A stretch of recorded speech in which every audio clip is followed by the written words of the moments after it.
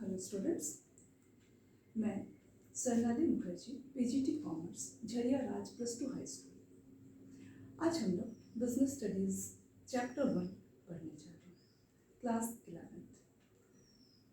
जैसे कि सब्जेक्ट का नाम से ही पता चल जा रहा है, बिजनेस स्टडीज़। ये पूरा सब्जेक्ट उन चीज़ों पे बेस्ड है जिन चीज़ों के थ्रू बिजनेस को सक्सेसफुल बनाया जा सकता है।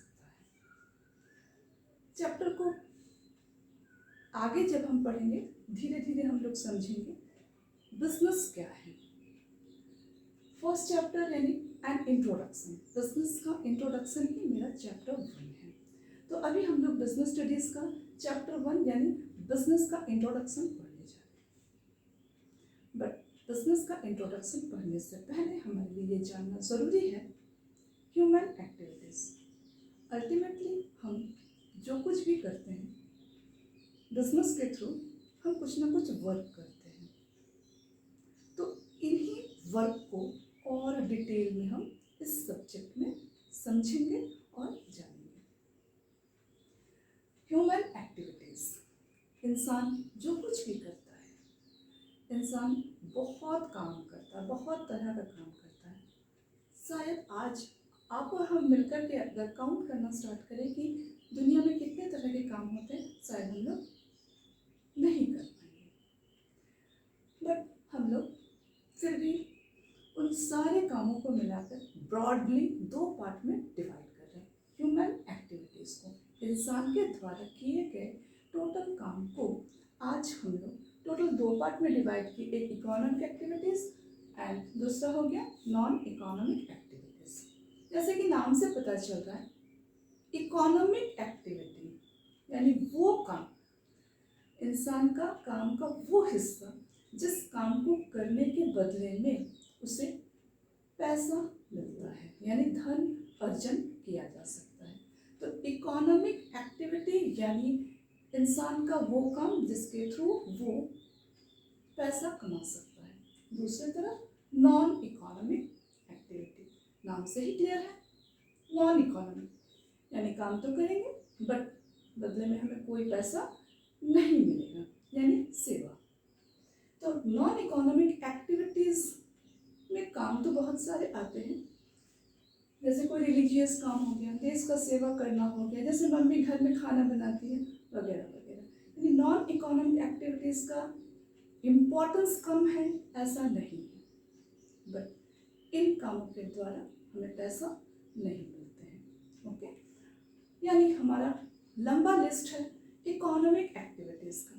इकोनॉमिक एक्टिविटीज़ ही वो है जिसके धुरी में पूरा कंट्री घूमती है। तो इकोनॉमिक एक्टिविटीज़ क्या है ये तो हम लोगों ने समझ लिया, ह्यूमन एक्टिविटीज़ का वो पार्ट जो हमें पैसा देती है। अब इस इकोनॉमिक एक्टिविटीज़ को हम टोटल 3 पार्ट में डिवाइड करते हैं, business, profession and employment.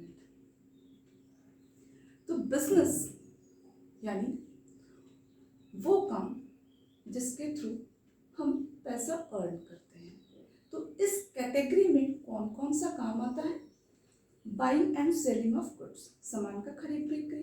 Number 2 industry, industry यानी वो चीज़ जो प्रकृति के दिए हुए है बट हम उसका रूप में परिवर्तन करके उसे ह्यूमन यूटिलिटी के लायक बनाते हैं, यानी इंडस्ट्री।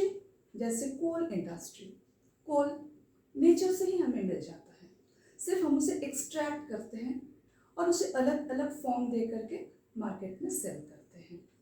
इंडस्ट्री को भी हम लोग बाद में डिटेल में स्टडी करेंगे। अभी सिर्फ हम लोग ये जान रहे हैं बिजनेस के कैटेगरी में कौन कौन से एक्टिविटीज़ को हम इंक्लूड करते हैं। तो नेक्स्ट हो गया इंश्योरेंस, इंश्योरेंस यानी बीमा। जैसा हम सब जानते हैं बिजनेस अगर हम करते हैं तो बिजनेस में कई सारे रिस्क होते हैं, और जैसे सामान का खरीद बिक्री अगर हमारा एक एक्टिविटी है तो जिन सामान को हम रखते हैं सेल करने के लिए, अगर वो सामान चोरी हो जाए, आग लग जाए, बाढ़ के पानी से बह जाए, बहुत सारे प्रॉब्लम्स आ सकते हैं। इसलिए बिजनेस में हमें इंश्योरेंस भी करवाना ज़रूरी होता है। तो इंश्योरेंस इतना इम्पॉर्टेंट पार्ट है कि हम बिजनेस का ही एक पार्ट मानते हैं उसे। नेक्स्ट है वेयर हाउसिंग। वेयर हाउसिंग यानी जहाँ हम सामान को एक जगह एकत्रित करके रखते हैं और वहीं से सामान ज़रूरत के मुताबिक छोटे छोटे क्वांटिटीज़ में अलग अलग जगह पे हम लोग डिस्ट्रीब्यूट करते हैं। इन सारे पॉइंट्स को हम आगे चल के डिटेल में हम लोग स्टडी करेंगे।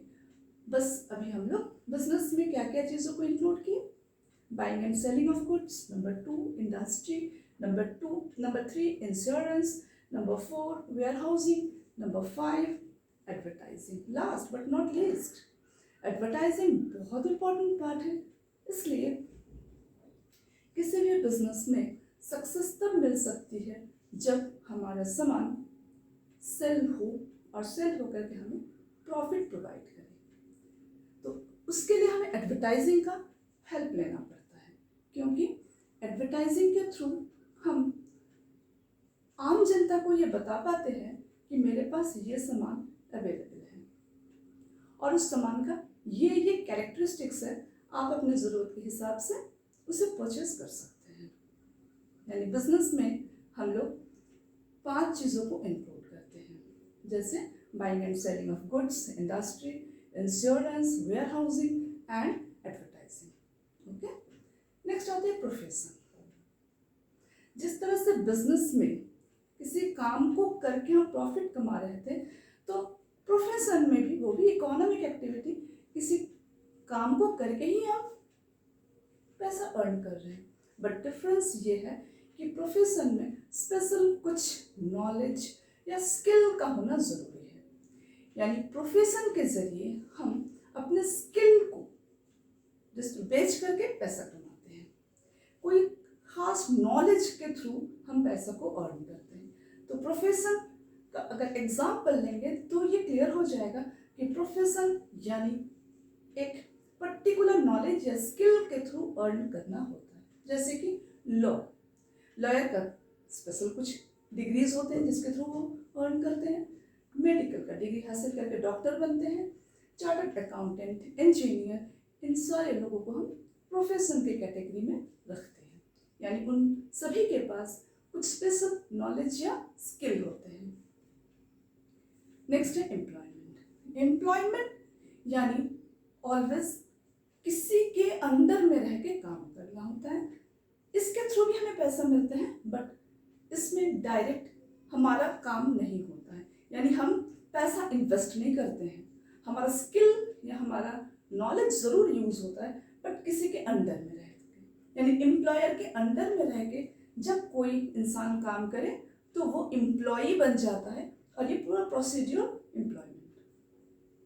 इस एम्प्लॉयमेंट के कैटेगरी में हम लोग मैनेजर, सुपरवाइजर, वर्कर्स, नाम से ही पता चल जा रहा है ये सारे लोग किसी न किसी कंपनी में किसी न किसी के अंडर में काम करते हैं। तो ये था बिजनेस, प्रोफेशन और एम्प्लॉयमेंट के कैटेगरी, कौन कौन से लोग किस कैटेगरी में आते हैं। बाद में हम लोग इन सारे प्रोफेशन को, बिजनेस को और एम्प्लॉयमेंट को डिटेल में स्टडी करेंगे। तो आज के लिए इतना ही। Okay, thank you.